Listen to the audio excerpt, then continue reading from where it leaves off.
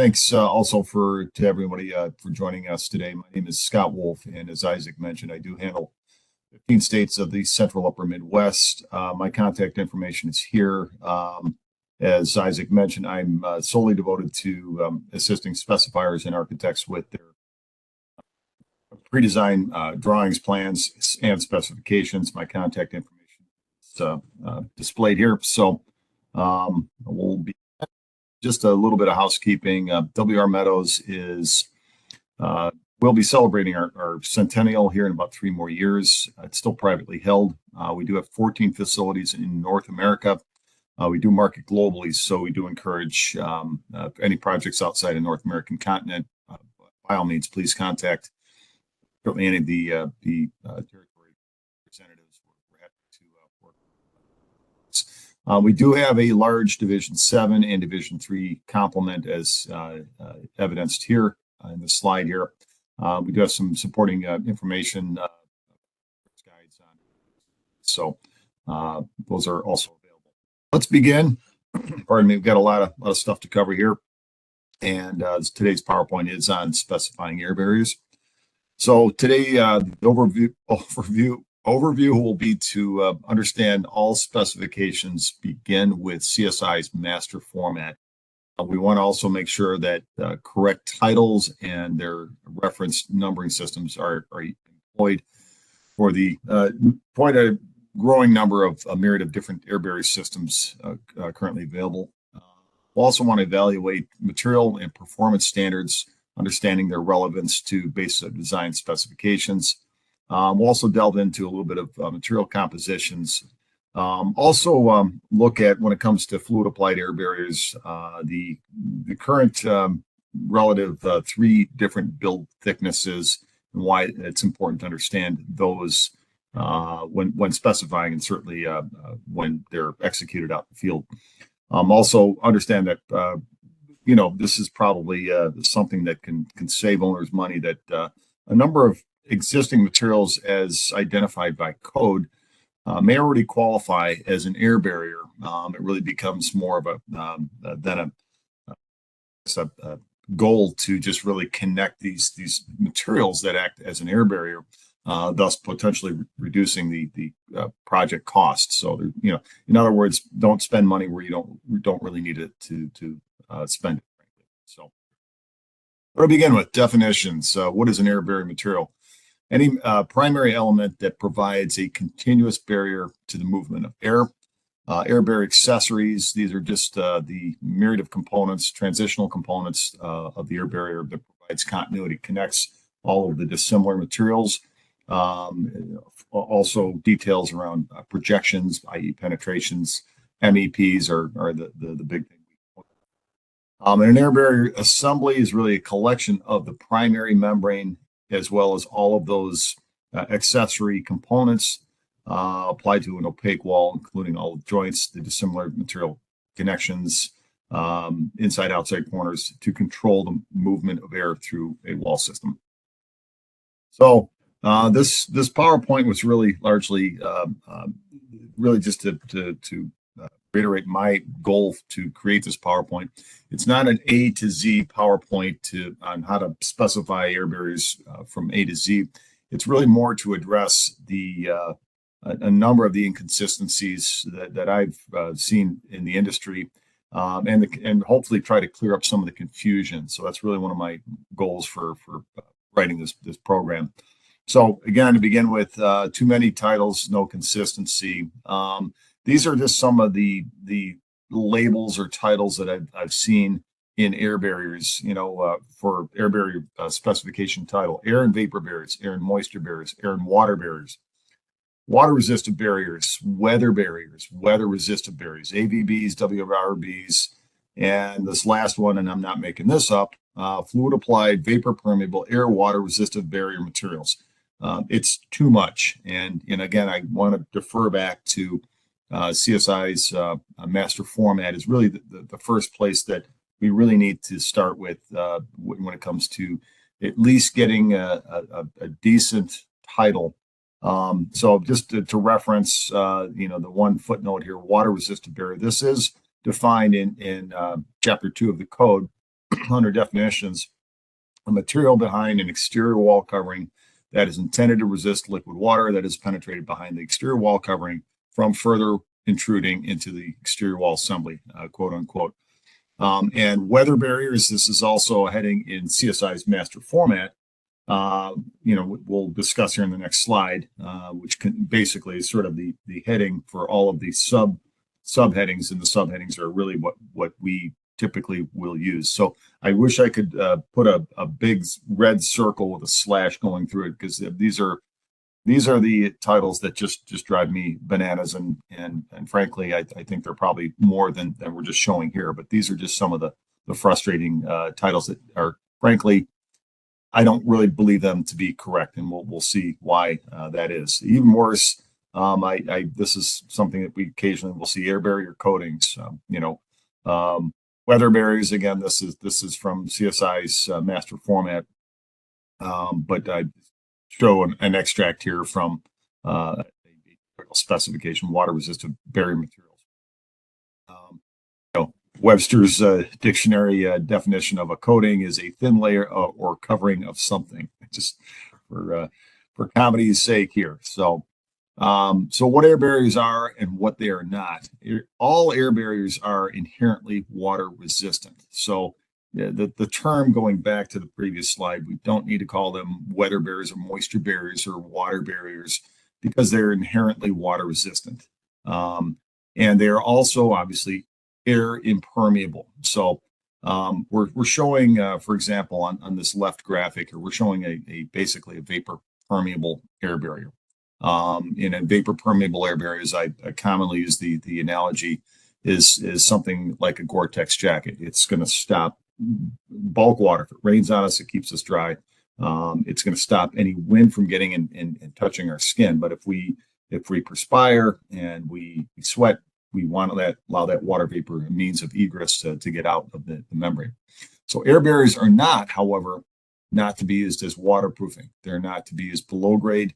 They're really not to be subject to positive hydrostatic head pressure. And again, this will probably sound like a soapbox PowerPoint, but some manufacturers have tested their air barriers to nominal amounts of hydrostatic head pressure, and I'm vehemently opposed to that, because if we're designing air barriers to be capable of withstanding positive hydrostatic head pressure, I would strongly consider moving out of areas prone to massive flooding. So suffice it to say. So again, everything begins with CSI's master format. Again, the section 07-2500, that titled weather barriers, is really just sort of a general starting point for what's to follow in the Division 7, thermal and moisture protection. So below weather barriers, we begin with vapor retarders, above grade vapor retarders, but then we get into 07-2700, which is where all of the serious and correct titles really begin for us. So 07-2713 is a modified bituminous sheet air barriers. These are the common 40 mil thick SBS rubberized asphalt backed air barriers. And even this title here, this modified bituminous sheet air barriers, I believe needs a little bit more tweaking to its titling, because this type of material is really effectively vapor retarding, i.e. non-permeable. And vapor retarding is the term that we always like to push and recommend people use. It's not a barrier. Okay. So, again, I like to reference, chapter 2 of the code for materials that are effectively vapor retarding. We don't call them barriers, frankly, although we've used that term probably for nearly 80 years, but it is technically incorrect. No material is a true barrier given two things: pressure and time. All we can expect any material to be capable of restricting when it comes to the passage of water vapor is that they will retard the passage of water vapor. Even below grade vapor retarders, these 10 and 15 mil sheets we put underneath concrete slabs. They have almost vanishingly low permeance values. Some maybe 0.00011 perms, for example, but it's still never down to naught. Okay, so they still allow a very infinitesimally small amount of water vapor passage. So they are in essence, again, retarders. So, but anyway, modified bituminous sheet air barriers. These are the 40 mil non-permeable sheets. Sheet metal membrane air barriers, plastic sheet air barriers, board product air barriers. These are very common now today. There are a number of manufacturers that produce them. These are factory applied air barriers applied to typically either a exterior gypsum panel or an engineered wood panel, i.e. an OSB panel. These are typically vapor permeable. I don't believe any manufacturers currently today producing vapor retarding board product air barriers. So again, that title is a good starting place, but I think perhaps maybe they might be able to go a little bit further and say, put a comma after that and say vapor permeable, because we typically see the vapor permeable air barriers on the cold and winter side of the insulation, if in fact this board product is that which is providing the air resistance immediately behind the cladding. Some of these board product air barriers will have a layer of insulation behind them, i.e. on the warm side of the air barrier. Fluid applied membrane air barriers is probably the most common to probably everybody on this video here. And this is probably 3 times more likely to one that most specifiers are going to probably use compared to a self-adhering sheet. I will address one that that CSI hasn't. I'm probably getting ahead of myself, but CSI has yet to introduce a self-adhering vapor permeable sheet air barrier. This is my title that I would like to put to it. Some manufacturers that do produce these have elected to put that product in specification section 072715 right after the modified bituminous sheet air barriers. And of course, spray foam air barriers are not uncommon. I would say they're probably the exception, is also another possible case. Many spec template options are available. AIA has a tremendous resource, I believe free for the download. Master Spec, which is owned by Deltec, is probably I would say the largest and most often used specification template. Specs Intact, Spec Link, and certainly manufacturer's own, which may be their own template or layout, or perhaps maybe a number of them will use Master Spec essentially as a base template with which they introduce their products in the specification. So again, this is going back to CSI's master format. 3-part section format is really the outline that we use naturally, which divides each specification document into 3 parts: part 1, part 2, part 3. Part 1 is general. Part 2, where we have all the products and their physical properties. Part 3 is how the materials are installed. Within each 3 of these parts is a standard set of articles set in a standard order to further organize the specification data. So just a definition of really what that is. Part 1, again, this is where we have our pre-installation meetings, QA requirements, mock-ups, pre-installation meetings, delivery, material storage, warranty declarations. And part 2, again, that's going to have all the physical properties. And then, of course, part 3 is where we institute the product on site. And possibly third-party inspections will also be part of that. Traditional air barrier composition and types, the mechanically fastened building wrap sheet products, these spun bonded polyolefins, probably been around for at least a good 50 years.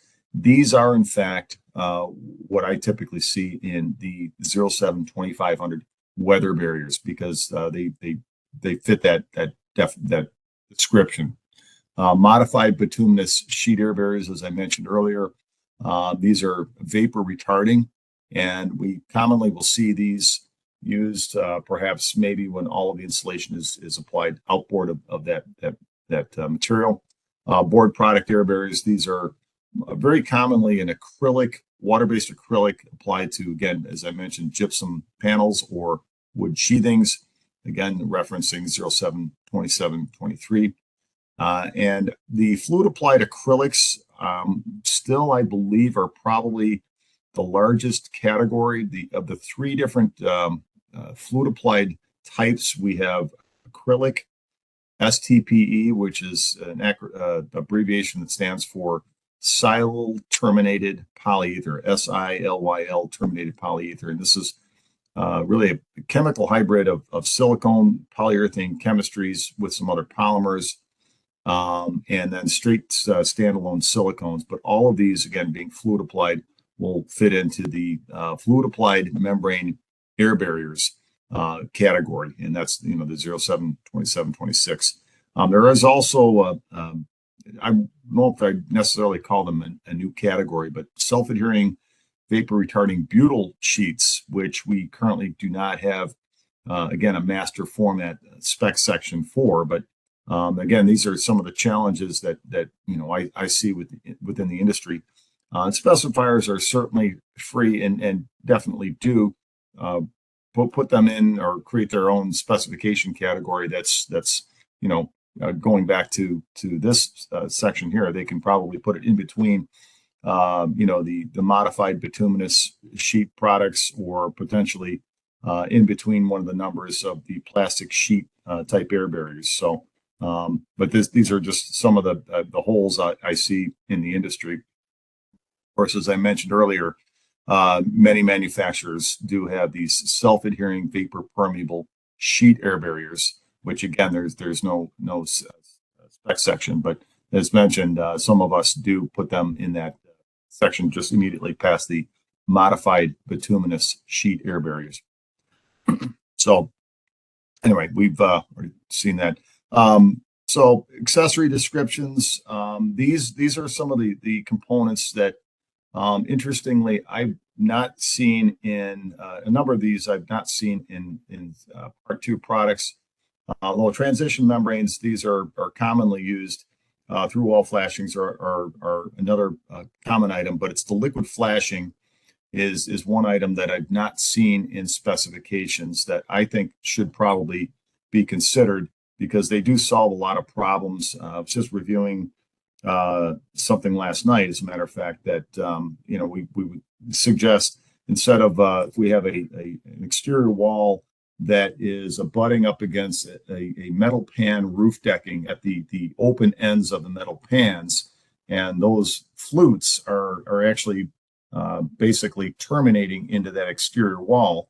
Yes, we can use a self-adhering sheet air barrier, but it's going to be a lot of work to cut and fold and accommodate the shapes of the flutes.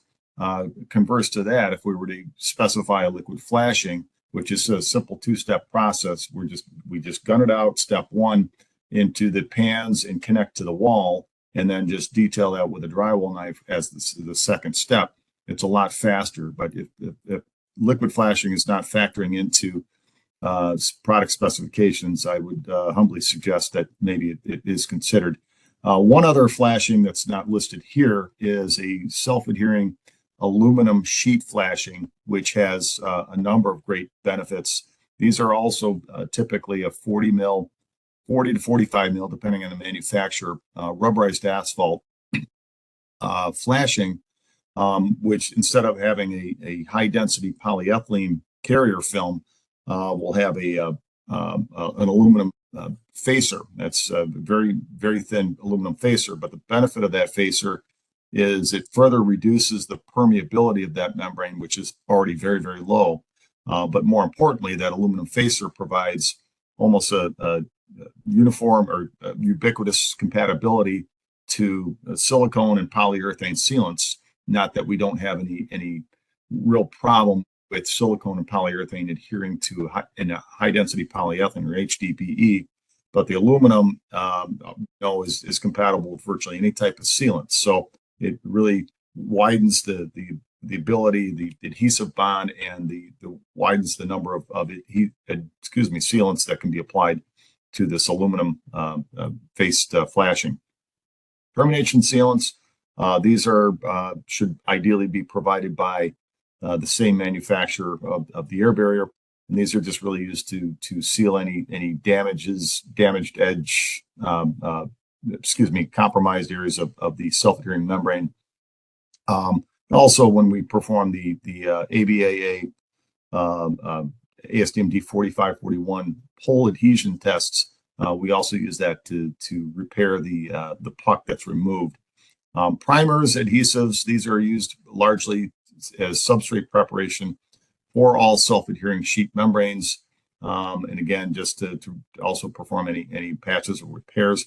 Now, there are some primerless products out there that have just phenomenal adhesive capability, but I would challenge anybody to read their data sheets fully, because there's a lot of subtle language in there that might suggest when conditions are less than perfect, that a primer may be required.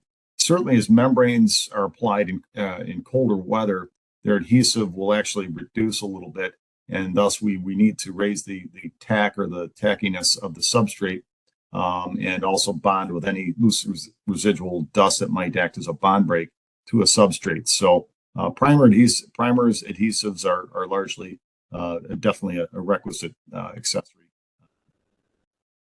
So code qualified other air bearing materials, as I alluded to earlier, these are just a quick snapshot of a number of materials that, when I'm reviewing some drawings, I'll encounter, a lot of products that may already be pre-existing. This is maybe an adaptive reuse, or they're adding on to a building or something that we know as qualified as an air bearer. So minimum 3/8" gypsum panel, extruded polystyrene insulation, minimum 1/2 inch, qualifies as an air barrier. Any of the foil faced polyiso, even non-foil faced polyiso, is qualified as an air barrier. Foamed in place insulation, the closed cell particularly, cast in place concrete, precast, core filled CMU, plywood OSB, Portland based stucco systems. I will point out cast in place concrete. I talk about this in the one of our other PowerPoints. This is a very well structured material. They're commonly made in neither climatically controlled conditions, or at least under very well controlled conditions. The concrete is very well, consolidated, i.e. vibrated, and made to be a very, very tight matrix. So if we know that cast in place concrete, or quote tilt up, is an air barrier, if we happen to also add a sandwich of insulation in between two exterior concrete skins, we now conceivably have two materials in that precast quote sandwich that qualifies an air barrier. And then if we add a water-based acrylic exterior coating, UV resistant, and basically in plain English, a UV resistant paint coating for the exterior of the cast in place concrete building, conceivably that could be a third air barrier. Now, interestingly, as a manufacturer of these types of products, we've not tested them to the ASTM E2178, which the code recognizes as that which we test for air barrier, air permeance.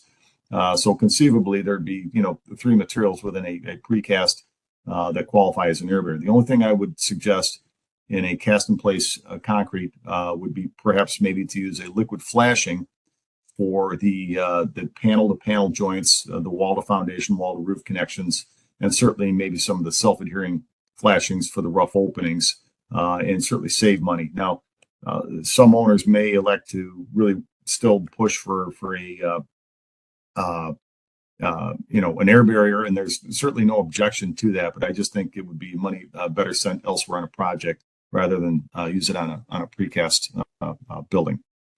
And as mentioned, ASTM E2178 is the standard test method for air permeance of building materials. E21's 2357 is our standard test method for determining air leakage rate of air barrier assemblies. E96, the standard test methods for water vapor transmission of materials. D412, this is a very important standard test method for vulcanized rubber and thermoplastic elastomers in tension. This is really what we examine, tensile strength and elongation. I will make maybe a bone of contention for D412, as we know that foamed in place insulation and extruded polystyrene qualify as an air barrier. I would challenge anybody to look at the data sheets on those two types of air barrier materials and try to find elongation and tensile, which is very common for fluid applied air barriers and self-adhering sheet air barriers. But interestingly, tensile and elongation are strangely absent for those products. And I'm certainly not here to take a jab at them, but it's not a mystery that buildings move. We have obviously three axes of movement, X, Y, and Z axis movement. So consider a mid-rise or a high-rise building that's steel frame. Steel is very compliant, does tend to have offer a little bit of movement. If we had a 4x8 sheet of XPS insulation that is basically acting as all four control layers, air, water, water vapor, and thermal, and we get a fracture in the field area of the XPS insulation, for example, we've now compromised our entire envelope. Hence the reason why we commonly see an elastomeric membrane applied behind these types of rigid insulations. So just something to keep in mind. NFPA 285 is the standard fire test method for evaluation of fire propagation characteristics of exterior wall assemblies containing combustible components. I usually ask this question if anybody's familiar with this when I do this or any of our other air barrier PowerPoints. And interestingly, I don't get a lot of people that are familiar with it. And it's interestingly been in the code in one form or another for well over 40 years. But it is something that is important, that all air barrier materials must have at least a good number of compliant assemblies. It's any buildings that are greater than 40 feet and greater than two stories or greater must be comply with the requirements of this standard. So just a quick side note on D412. A number of manufacturers use a similar standard ASTM D882 that uses a number of similar testing protocols. Some manufacturers may use these as they may show performance in a better light, appearing to, quote, perform better, but they're largely the same from my experience. So part one, products and pre-construction testing. Some specifications may elect to include the following. ASTM E1186, this is the standard practice for air leakage site detection in building envelope and air barrier systems. This is a great standard because it doesn't really slow down production. It employs either a smoke tracer pencil, the bubble gun as we see here, or some acoustic testing, but it does allow the air barrier to be installed, the testers to follow right behind them, and then if we're cladding is brick, the brickies can combine and continue production. The E779, for example, this is a similar method, a standard test method for determining air leakage rate by fan pressurization, commonly referred to as the, quote, blower door test. It is fairly common in government projects. This, however, requires the air barrier to be installed in full, but the cladding has to be delayed. The building will be pressurized. And then if they find that they have higher air leakage rates, then they can effectively make the repairs before the cladding gets installed. But the E1186 I find to be a more quick production friendly type of standard. So, and then the D4541 standard test method for pull-off strength of coatings using portable adhesion testers. Keep in mind, this is a field test. This is not a test by a third party agency. It's usually an ABA auditor or other organization that performs the same service. Proposed additions to Part 1 related requirements. ASTM C1280. My background quite a long time ago was as a technical representative for a gypsum manufacturer. This is the standard specification for the application of exterior gypsum panel products for use as sheathing. And this basically holds the sheathing installers accountable to ensure that all of the ends and edges are in a tight, reasonable contact with each other, and more importantly, that when the gypsum panels, which typically feature a glass facer, that the panels are not the fasteners are not overdriven to the point where they basically break the the glass mat facer. When that happens, like we see on the left image here, a couple of things. One, that panel is basically now no longer basically holding fast to the structure. So it's basically now technically not connected to the structure. Two, and more importantly, now provides an avenue for water and water to get into the system. So this standard C1280 really holds the sheathing installers accountable. And the middle image is obviously a mess, and we certainly don't want to leave the air barrier installer in the lurch to have to remedy these types of conditions, because that's really not in their scope, quite frankly. The other standard, GA 253, if anybody's not yet familiar with the Gypsum Association, it's a great resource. All of their documents are free for the taking. Obviously, ASTM is a for-profit, so they need to charge for their standards. But a lot of the language in GA 253 application of gyp sheathing parallels that of the C1280. So I suggest these for consideration into specifications, because obviously we want to have the highest level of performance and installation. Material testing, assembly and performance standards requirements, ASTM 96. Per chapter 2 of the code, it defines a vapor permeable material as having 5 perms or greater when, again, tested to ASTM 96. Now, most specifiers, interestingly, will tend to use 10 perms as the minimum demarcation line for their minimum water vapor permeance. ASTM E2178, again, this is the standard specification for air permeance of materials, specifies that a material, whatever it happens to be, has to have at or less than 0.004 of a cubic foot per minute of air leakage or permeance through that material based on a 75 Pascal load.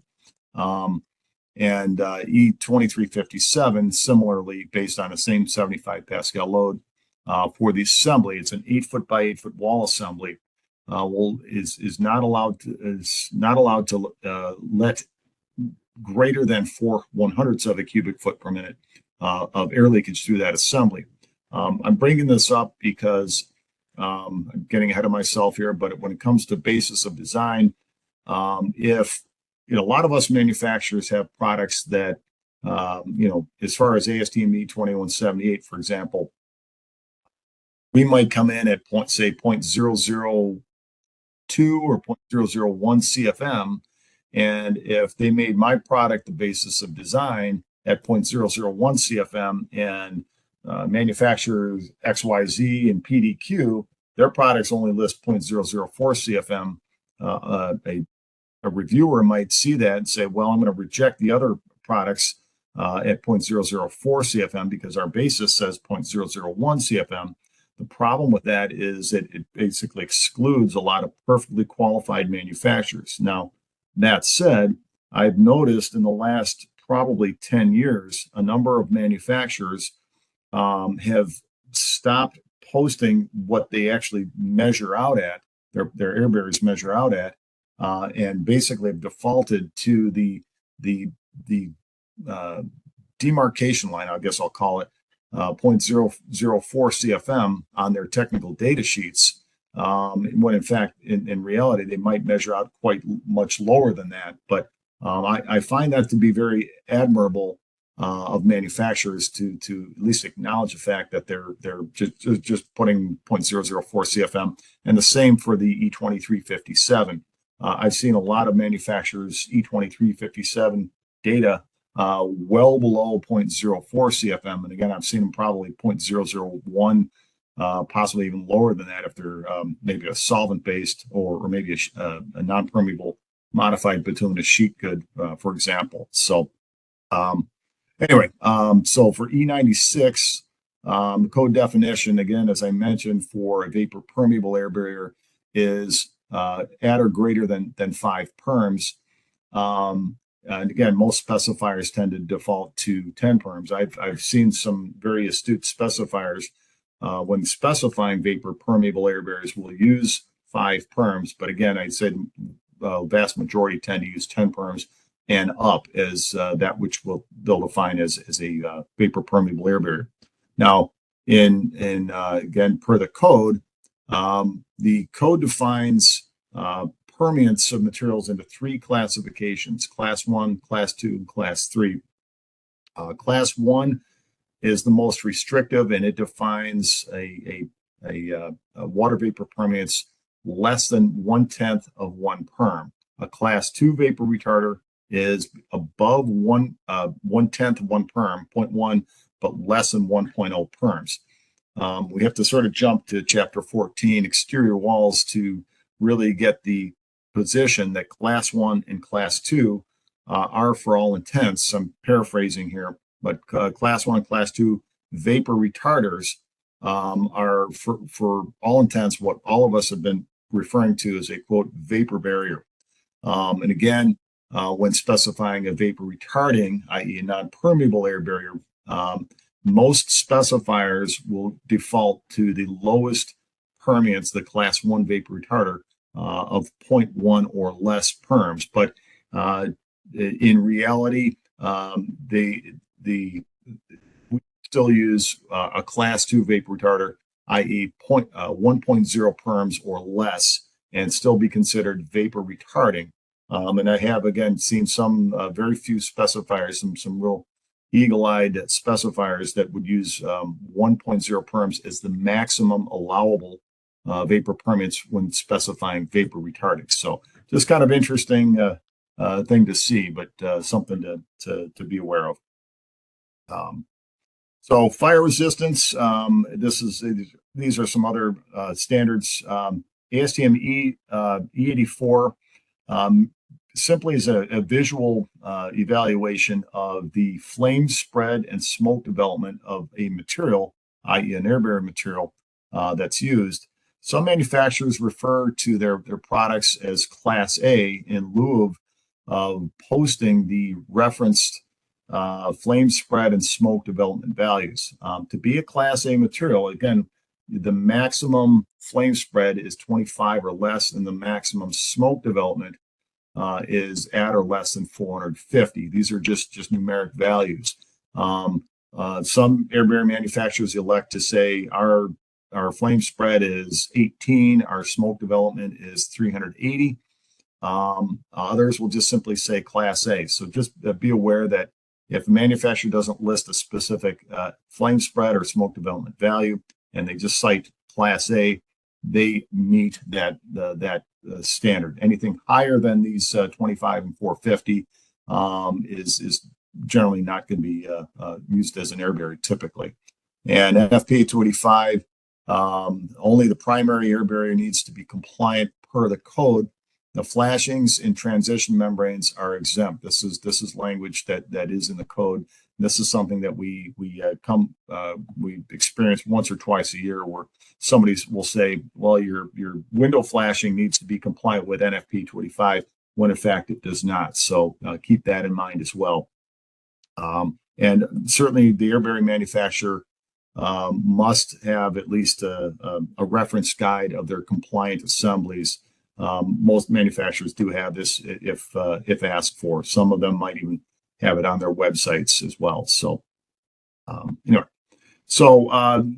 when it comes to fluid applied air barriers, again, I mentioned earlier the 3 main categories: the water-based acrylics, the STPEs, and the standalone silicones are really the 3 dominant types out there. There is this other category of an asphaltic fluid applied air barrier. These are usually a a water-based emulsion type of material. From a material cost, they can be anywhere from 25 to 35% less expensive than the nearest type, which is the acrylic type. And that's really the big difference there. The installation is always going to be pretty much the same as any of the other types. But the big point to be made with the asphaltic types is that they have a maximum exposure. Usually 4 weeks is most common. You might see 6 weeks, but I would probably default to 4 weeks. The problem with asphaltic type materials is they do not like to tolerate UV. The image we see here is of a canopy, an east-facing canopy in the south side of Chicago.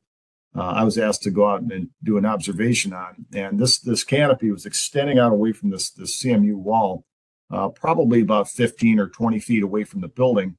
Yet, it was still experiencing some UV, and this was probably no more than roughly 30 days after they applied the material, and obviously it had everybody up in arms, wondering why this was happening. And the quick fix is, we could just simply spray apply more material over top of it, which that's the easy fix, but obviously that's more time, material, and labor.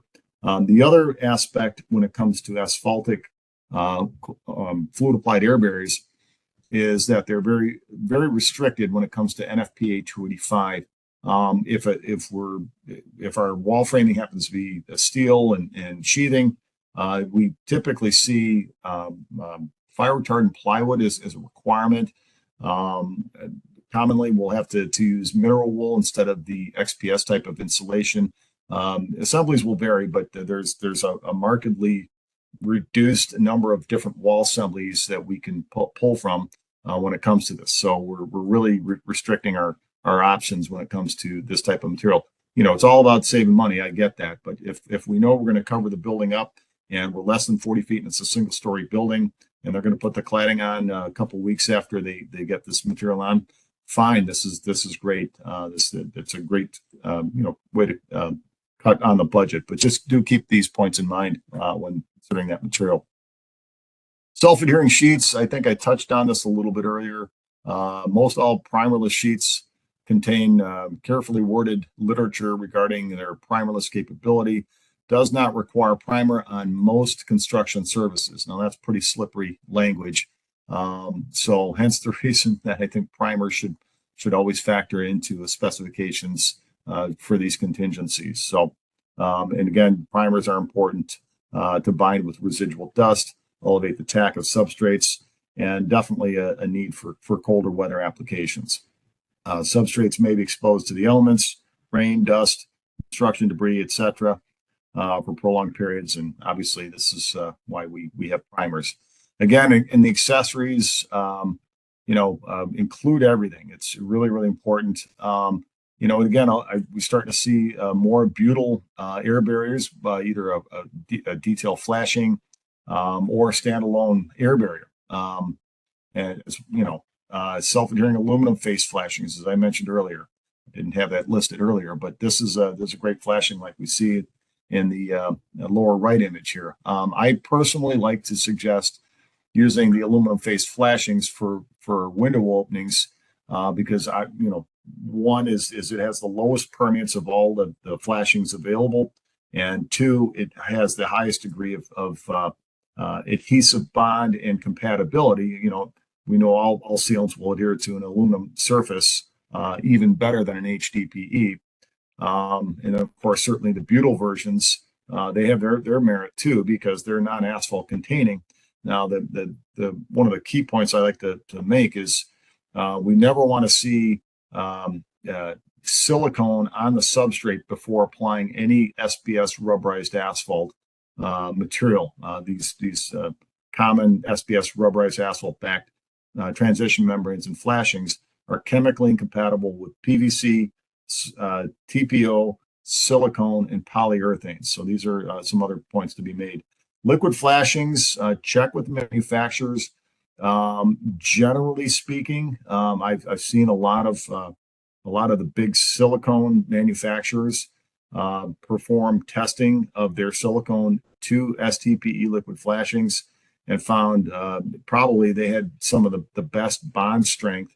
And some of them even suggest that they could apply their silicone into liquid flashing while the liquid flashing is still wet. So it can certainly reduce or quicken the production schedule. But again, check with the manufacturer on that.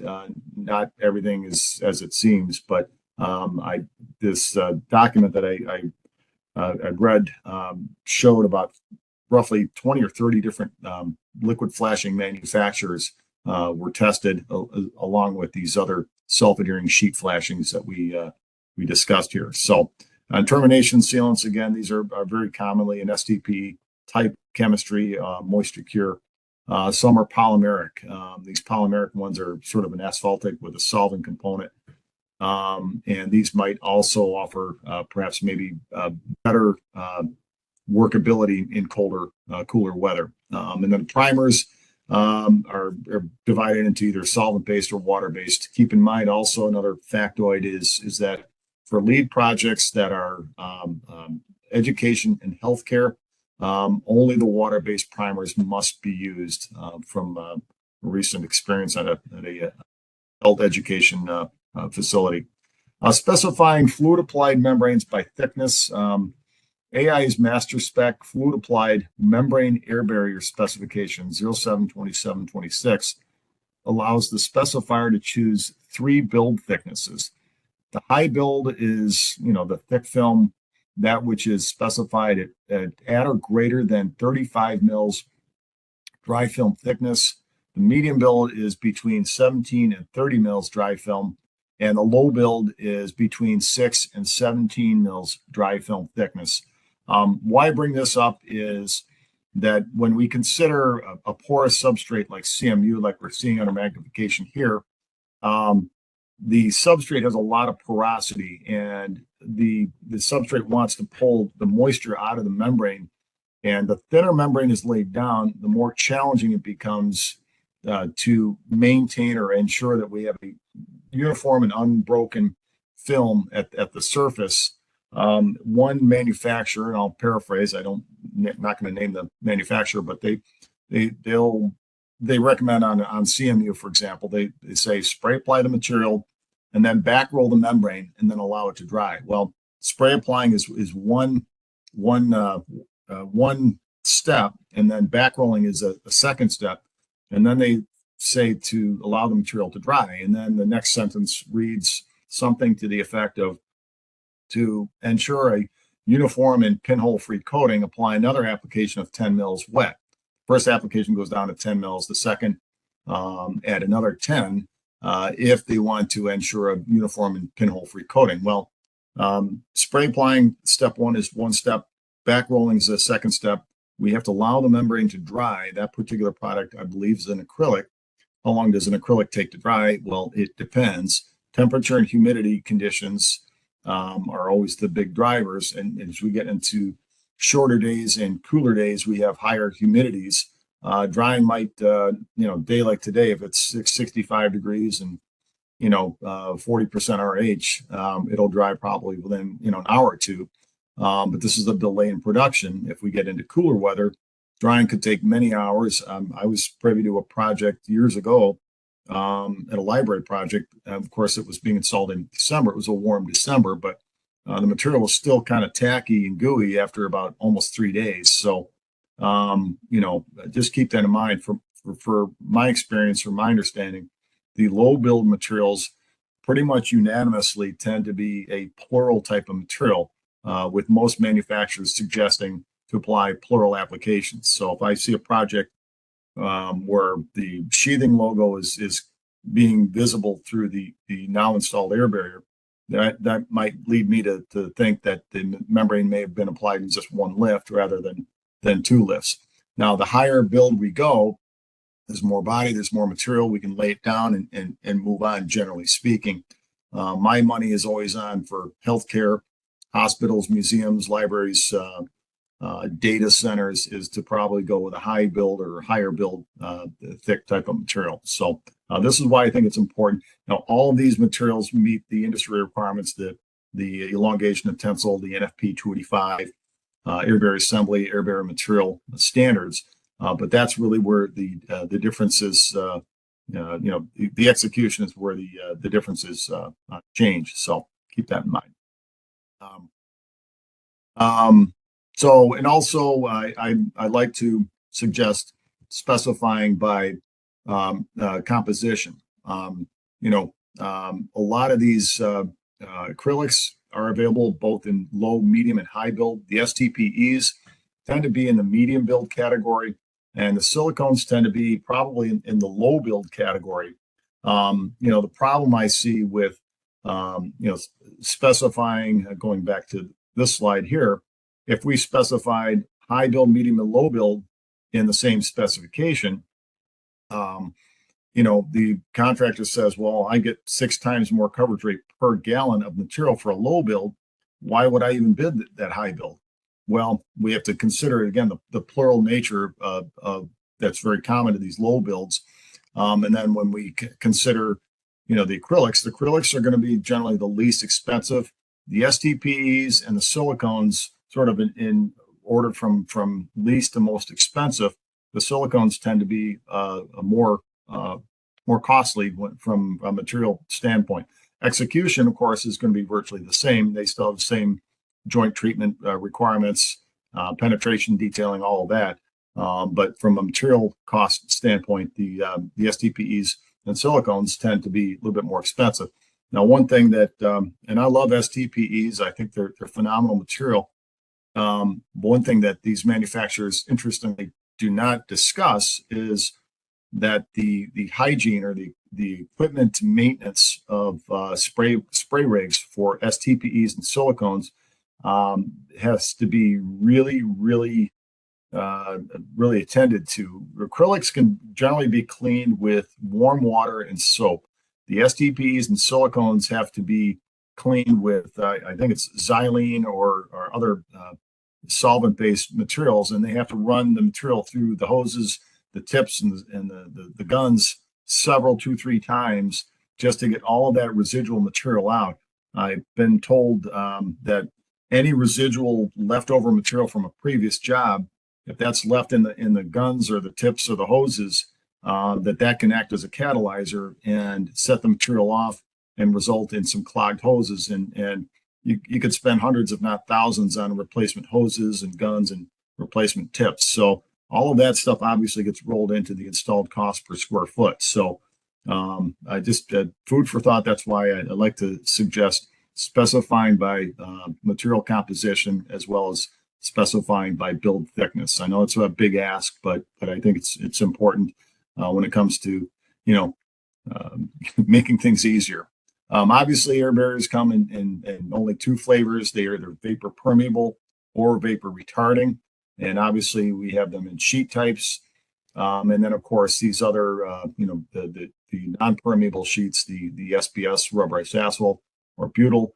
I do also recall that north of the border, that projects up there, they tend to prefer the self-adhering sheet types. Here in the U.S., we like our fluid applieds. So just something to keep in mind, have that discussion early on if they prefer self-adhering sheets. I believe the Canadians suggest that they like the sheets because they perform better in colder weather.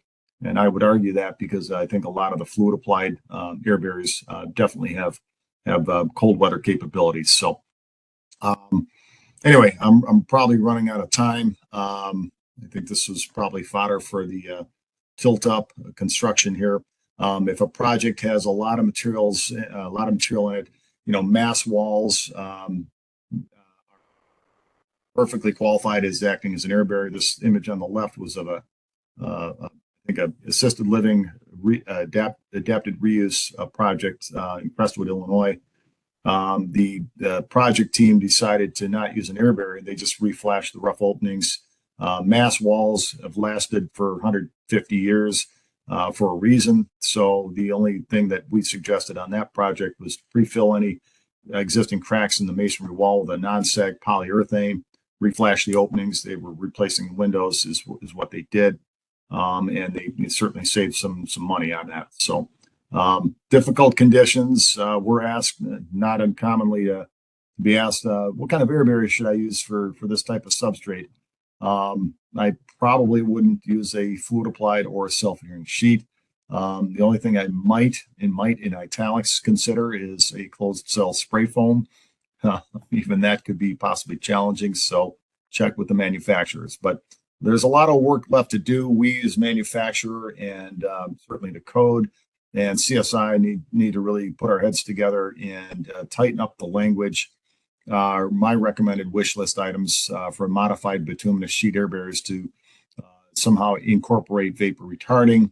Also add a section for vapor permeable self-adhering sheet air barriers. Classify air barriers into high, medium, and low build. And that high build and medium and low build, that's obviously from CSI's master spec. Specify fluid applied air barriers by their material composition, again, acrylic or STP or silicone. Add vapor permeable and vapor retarding suffix to the fluid applied membrane air barrier in CSI master format. So